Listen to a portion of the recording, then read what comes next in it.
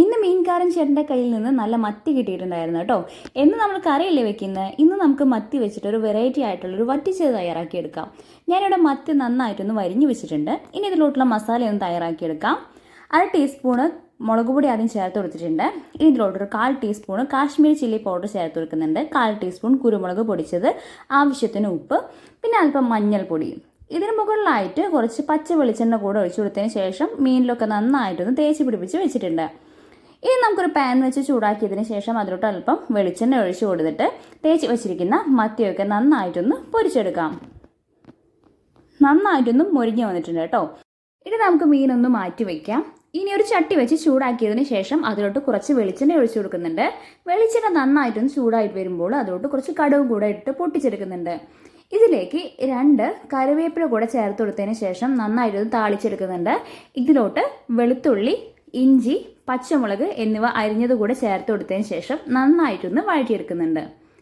ഇനി നമുക്കിതിലോട്ട് ഒരു വലിയ സവാള അരിഞ്ഞത് കൂടെ ചേർത്ത് കൊടുക്കാം. ശേഷം ഇത് നന്നായിട്ടൊന്ന് വഴറ്റിയെടുക്കാം. ഒരു മീഡിയം ഫ്ലെയിമിലിട്ട് നന്നായിട്ടൊന്ന് വഴറ്റിയെടുക്കാം.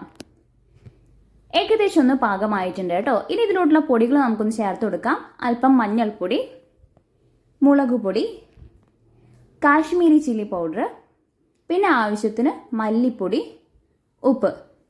ഇവയെല്ലാം ചേർത്തതിന് ശേഷം ഇതിന് മുകളിലോട്ട് കുറച്ച് പച്ച വെളിച്ചെണ്ണ കൂടെ ഒഴിച്ചു കൊടുക്കുന്നുണ്ട്.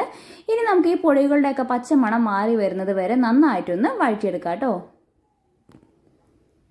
നന്നായിട്ടൊന്ന് വഴറ്റി വന്നിട്ടുണ്ട്. ഇനി ഇതിലോട്ട് ഞാൻ കുറച്ച് പുളിയുടെ വെള്ളമാണ് ചേർത്ത് കൊടുക്കുന്നത്. പുളിയുടെ വെള്ളം ചേർത്ത് കൊടുത്തതിന് ശേഷം നന്നായിട്ടൊന്ന് മിക്സ് ചെയ്തെടുക്കുന്നുണ്ട്. നിങ്ങൾക്ക് ഗ്രേവി കുറേ ആവശ്യമുണ്ടെങ്കിൽ ഇതിലോട്ട് കുറച്ചുകൂടെ വെള്ളം ഒഴിച്ചു കൊടുക്കാം കേട്ടോ. ഇത് വറ്റിച്ചാണ് എടുക്കുന്നത്, അതുകൊണ്ട് ഞാൻ വെള്ളമൊന്നും ചേർത്തിട്ടില്ല.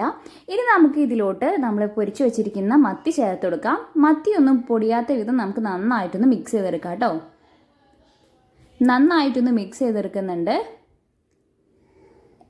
മത്തിയിലേക്കൊക്കെ മസാല നന്നായിട്ടൊന്ന് പിടിച്ചിട്ടുണ്ട് കേട്ടോ. ഇനി നമുക്ക് ഫ്ലെയിം ഓഫ് ചെയ്യാം. ഇതിന് മുകളിലായിട്ട് കുറച്ച് കറിവേപ്പിലയും പച്ച വെളിച്ചെണ്ണയും കൂടെ ഒഴിച്ചു കൊടുക്കാം. അപ്പോൾ നമ്മുടെ മത്തി പൊരിച്ച് വറ്റിച്ചത് ഇവിടെ തയ്യാറായിട്ടുണ്ട് കേട്ടോ. എല്ലാവരും ഒന്ന് ട്രൈ ചെയ്ത് നോക്കാം കേട്ടോ. അപ്പോൾ നമ്മുടെ ഇന്നത്തെ റെസിപ്പി എല്ലാവർക്കും ഇഷ്ടപ്പെട്ടെന്ന് കരുതുന്നു. എല്ലാവരും ഒന്ന് ട്രൈ ചെയ്ത് നോക്കുക. ബൈ.